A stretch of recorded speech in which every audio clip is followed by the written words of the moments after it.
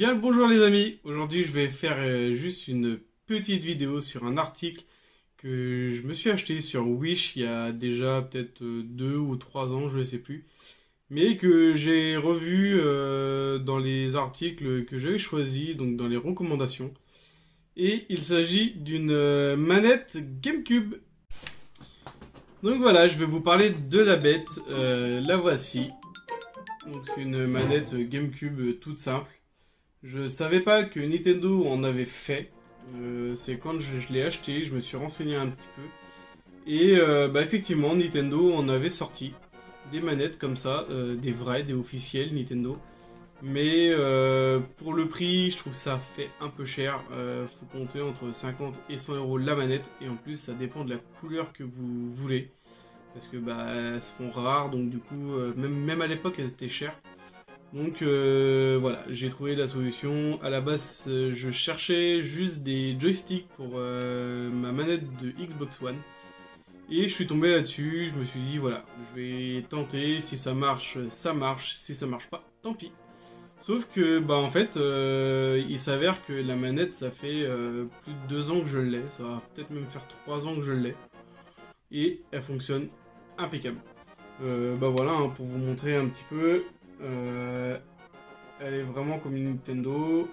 Ça fonctionne avec 2 piles. Les piles, ça va faire 2 ans que je les ai. Hein. Je les ai pas enlevées de dedans.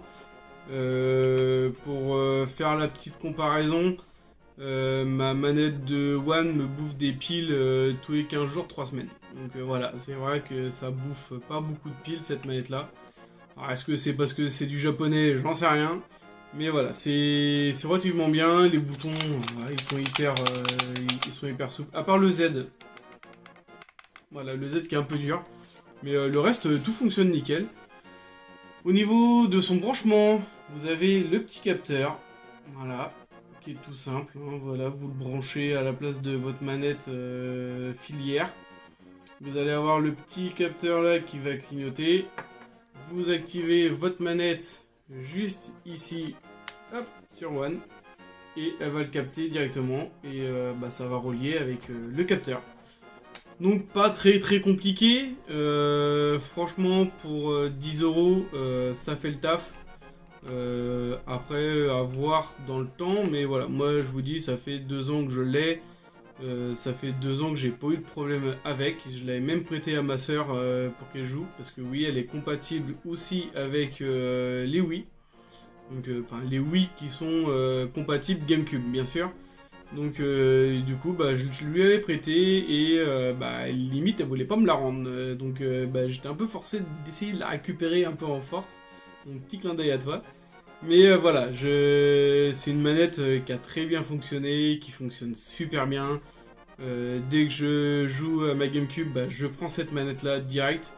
Parce que voilà, déjà c'est du neuf.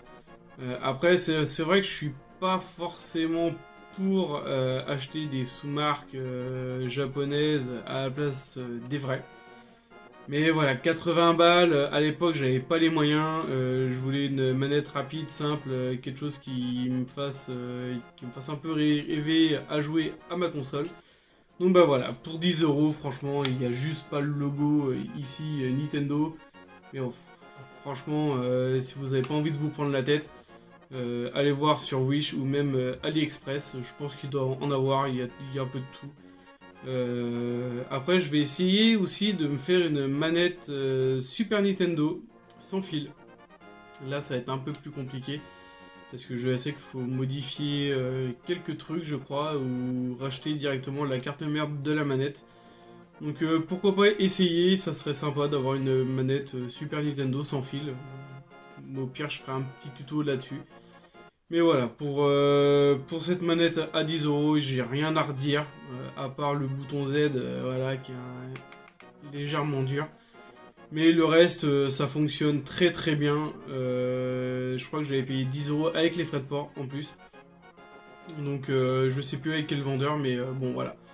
Je vais vous mettre une petite photo et pourquoi pas un petit lien en description. Et puis voilà. Là-dessus, je vais vous laisser. Je vous dis bonne journée, amusez-vous bien. N'hésitez pas à vous abonner, à liker, à lâcher des commentaires comme d'habitude. Et bah, je vous dis à bientôt. Salut tout le monde.